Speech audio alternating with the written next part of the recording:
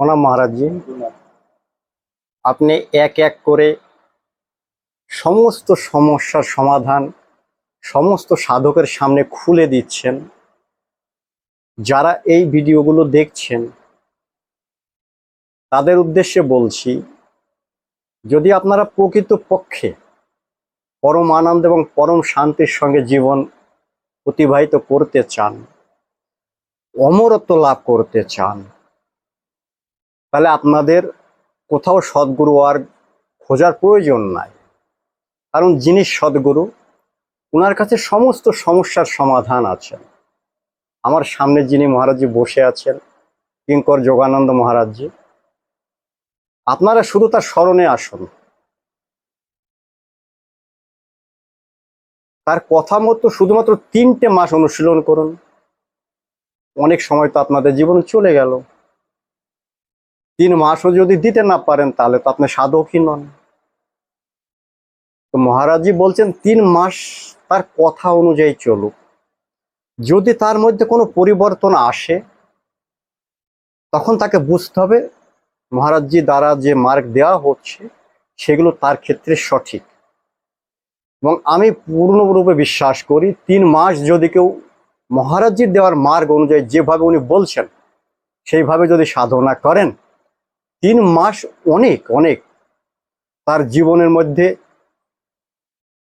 তার স্বাভাবিক যে বর্তমান জীবন চলছে তার থেকে 10 গুণ 100 গুণ বেশি তিনি সুখ এবং শান্তি দিকে ধীরে ধীরে এগিয়ে যাবেন বলে আমি মনে করি। কারণ সদ্গুরু সাক্ষাৎ গীতার স্বরূপ, তিনি যা বলেন সেটাই গীতা। ভগবান কৃষ্ণ যখন অর্জুনকে বলেছিলেন, জ্ঞান উপদেশ দিয়েছিলেন, সেটা গীতা হল। অষ্টাবক্র মুনি যখন জনককে জ্ঞান উপদেশ দিলেন, সেটা গীতা হয়ে গেল। অতএব মহারাজজির প্রত্যেকটা বাণী গীতার সমতুল্য। কারণ গীতা তো আত্মার থেকে উৎপন্ন হয়েছে, মহারাজজি আত্মার সঙ্গে স্বয়ং যুক্ত। অতএব সমস্ত বাঙালি যারা আছেন, দেশে প্রবাসে যেখানেই থাকুন, আপনারা শুদ্ধ চিত্ত নিয়ে একবার মহারাজজির কথাগুলো শুনবেন এবং সেইভাবে চলার চেষ্টা করবেন। সত্য রজগুণ কিভাবে নষ্ট করতে হয় এবং সত্যগুণে কিভাবে যেতে হয়, তমগুণ এবং রজগুণকে ছেড়ে যেখানে আনন্দ তার স্বভাব, সুখ তার স্বভাব। মহারাজজি দ্বারা আপনারা শুধু 3 মাস সেই অভ্যাসগুলো করুন। আপনাদের স্বভাব অনুযায়ী মহারাজজি আপনাদেরকে দীক্ষা দিবেন। আপনাদের যেমন স্বভাব হবে সেই স্বভাব অনুযায়ী আপনাদেরকে এগিয়ে নিয়ে যাওয়ার চেষ্টা করবেন। এটা সদ্গুরুর একটা পরম মহিমা। উনি আপনার বিপরীতে কোনো প্রকারের কোনো সাধন ভজন দেবেন না। কারণ হতে পারে আপনি 80% কোনো একটা সাধনা দ্বারা বা পূর্বজন্মের সংস্কার দ্বারা আপনি 80% এগিয়ে চলেছেন, 20% বাকি আছে সেই মার্গ দিয়ে নিয়ে যাওয়ার। কিন্তু সাধারণ যেসব গুরু, তারা তো বুঝতেই পারে না যে কোন মার্গে আছে, এর অবস্থান কোথায়। ভগবান শিবজিনে 108টা মার্গ দিয়েছেন। প্রধানত কর্মযোগ, ধ্যান যোগ, জ্ঞান যোগ এবং নাম যোগ, প্রত্যেকটা ফর্মুলা মহারাজের কাছে আছেন। আপনারা শুধু তার প্রতি সমর্পিত হন। তিনি কিন্তু আপনার কাছে ধন চাচ্ছেন না, তিনি দেখছেন সাধারণভাবে জীবনযাপন করছেন, কারো কাছে কোনো কিছু অপেক্ষা রাখেন না।